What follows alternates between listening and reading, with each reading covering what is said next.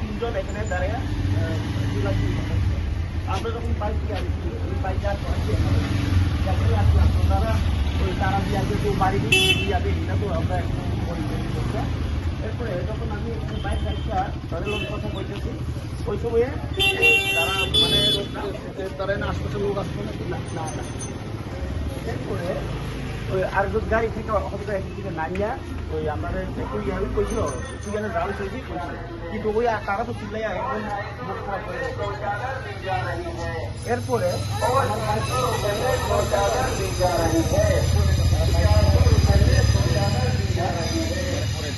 আমার mobile phone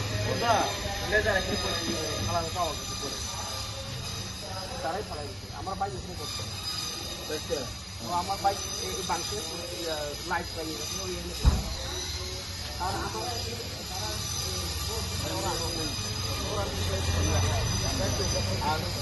আমার উপরে আমি আইছি তারপরে আমার সাথে দিয়ে তো আমরা তো সামুদ্রিক লোক একটু দিয়ে আইছি এরপরে ওই দুইজন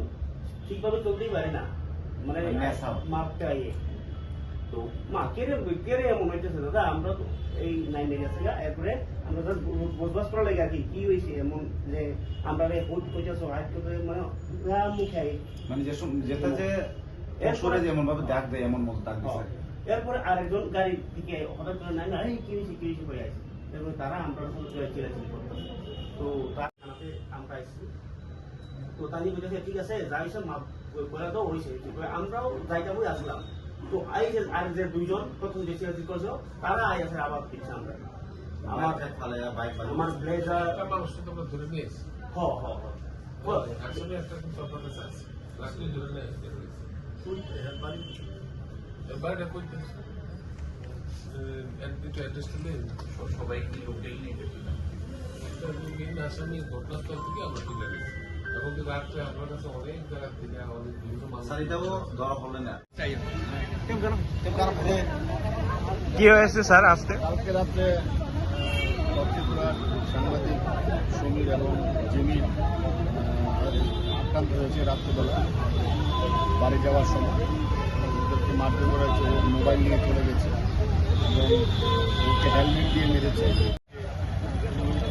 সেক্রেটারি রঞ্জিত দেববর্মা সহ আজকে আমরা থানাতে এসে